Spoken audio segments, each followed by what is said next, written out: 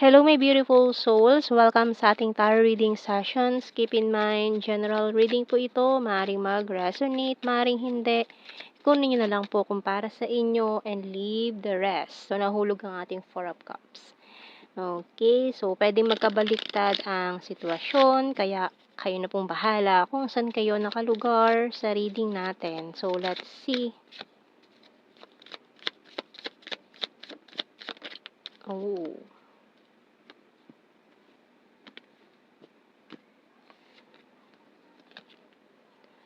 Page of Cups and the Four of Cups. We also have here the Queen of Wands and the Five of Pentacles. Six of Pentacles, Two of Wands, Two of Pentacles, and this Knight of Swords. So, 2. We have here the Queen of Cups. So, maaaring for some of you, meron kayong nakilala na tao ngayon na maaaring katoking stage nyo pero bigla ka na lang ginost or nanlalamig na. Doon na papunta. Nanlalamig na sa'yo, hindi mo alam kung bakit bigla ka na lang niyang ini-ignore ngayon, bigla na lang hindi nag-reply sa message mo. Kasi itong taon to nagjo-juggling na siya eh. Hindi siya sigurado pa eh. Hindi pa siya sigurado sa kung anong meron kayo kasi maaaring isa sa dahilan kung bakit siya parang nawawalan na ng gana ngayon makipag-usap. Kasi long distance kayo. Nahihirapan siya na na ipaglaban yung long distance situation. So, maaaring hindi siya naniniwala sa long distance relationship. Kaya parang or maaaring may nagsabi sa kanya na hindi mag-work out ang long distance relationship kahit pumasok ka pa dyan. Kaya ngayon pa lang, itigil mo na. So, maaaring may nagsabi sa kanya na itigil na itong meron kayo. Kaya umiwas siya. Okay, so tingnan natin. We have here the 3. Kasi nako-confuse siya ngayon eh. Telephone. Pero, hindi naman sa ayaw niya sa'yo, pero, yun na nga, kasi iniisip niya konflikto, mahihirapan kayo parehas. Kaya mukhang naduduwag siya ipaglaban to, or subukan to. So, we have here the open book, pero open book pa eh, no? Tapos may telephone. Maaaring tumawag pa rin siya sa'yo. So, we have here the key, light bulb, and coins. Ay, yan na naman sila. So, we have here bottom card, diamond. Pero mahalaga ka sa kanya eh. Ayaw kanyang bitawan. Kaya, kahit nagja-juggling siya dito, maaaring may mga other persons na inirereto sa kanya para makalimutan ka, para mabaling yung atensyon niya sa iba, para iwasan ka na, kasi alam niya mahirap to. Pero may something kasi eh, parang may mga past life na kayong pinagdaanan or maaaring soulmate energy, and we have here the key, so masaya siya sa'yo eh. No? Masaya siya sa'yo. Although may mga umaali-aligid na nga sa kanya ngayon na mga maaring karmic energy, ayan, na maaring may mga dito eh, may mga sumasabotahe, tao, maaring mga kaibigan niya na hinihinga niya ng payo or kinakausap niya about this, parang humihingi nga siya ng payo about dito sa meron kayo, sa although wala pa kayong relasyon, pero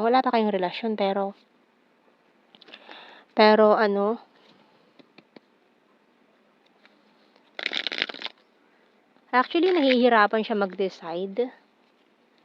Nahihirapan siya mag-decide kung iiwasan ka na lang ba. Kasi may feelings na siya sa'yo eh. Nahihirapan siyang mag-decide dito. So we have here, I'm strong and independent, powerful and disciplined. So maaaring ka-workmate.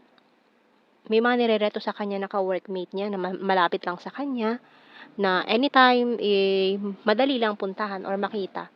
Ayan. Kaya parang may mga taong ipinakilala sa kanya na maaaring para maging distraction. Ayan. Para makalimutan ka nga. Pero kahit na ganun, parang hindi siya masaya. Ayun, hindi siya masaya or hindi niya gusto yung mga taong yun. I need to achieve my goals, strong and independent, I want you back. Oh, okay. So, ikaw pa talaga yung gusto nitong taong to. Money is important pero wala, kailangan yung hindi niya puwedeng bitawan trabaho niya. So, we have your honesty is the best policy. You're so sweet and caring, letting you go, walking away. Kaya itong ginawa niya, nag-let go siya, nag-walk away siya. Kahit pa sabihin natin na ikaw yung gusto niya, gustong-gusto niya ugali mo, yung pagiging sweet and caring mo, gustong-gusto niya. So, hindi ikaw ang dahilan kung bakit umiwas 'tong taong 'to. So, I want to see you this weekend. So, gustong-gusto ka sana niyang makita kaso inisip niya, paano? So, malinaw dito ha na hindi ikaw ang dahilan, walang mali sa'yo, kaya siya biglang umiwas.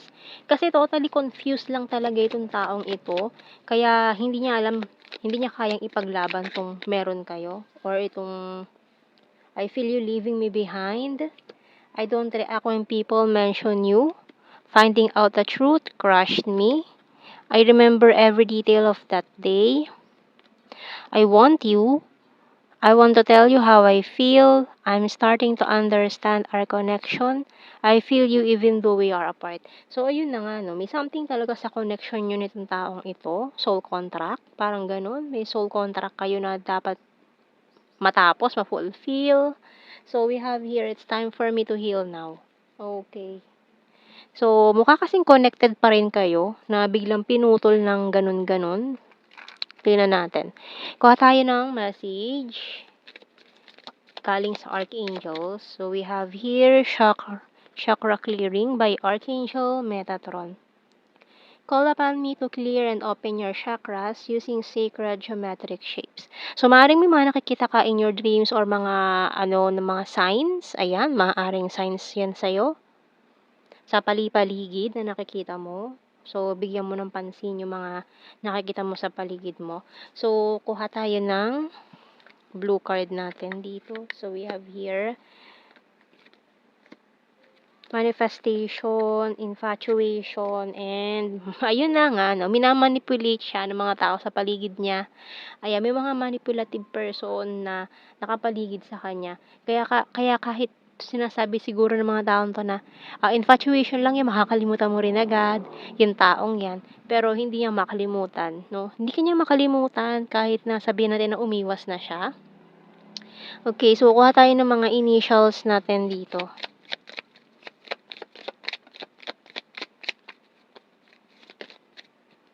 I, C, D, F, N, A. Letter G, H, L, letter O,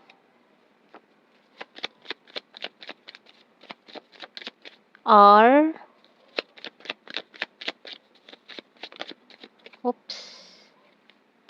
Q, E, and bottom card, baliktad. Letter V, ayan ang bottom card natin, letter V. So, kuha tayo ng general signs and messages natin. So, we have here travel. Gusto ka pa rin talaga niya makita kahit long distance kayo. Ayan, gusto niya makapag-meet. So, we have here weird. Long distance talaga, confirmation pa. Number 4, cold city, fire sign, Aries, Leo, Sagittarius. May other country pa sa iba. Ayan, ex-lover. Visayas, province. Need more signs. November, twin flame. February, selfie-holic. Earth sign, Taurus, Virgo, Capricorn, eye contact. Number 7, very lucky. Aries, number 8, very serious, intelligent, emotional. June, gorgeous, athletic, city, nature lover, vulnerable, sweet. Cup is water sign, Cancer, Scorpio, Pisces. 6, talented, present lover, flower farm. Hilarious. Wands is fire sign, Aries, Leo, Sagittarius. Crazy for you, shy at first. Rainy season, logical. And sword, air sign, Gemini, Libra, Aquarius. So, ayan ang ating reading, my beautiful souls. Thank you for watching. Take care and God bless. See you in our next reading, guys. Bye-bye.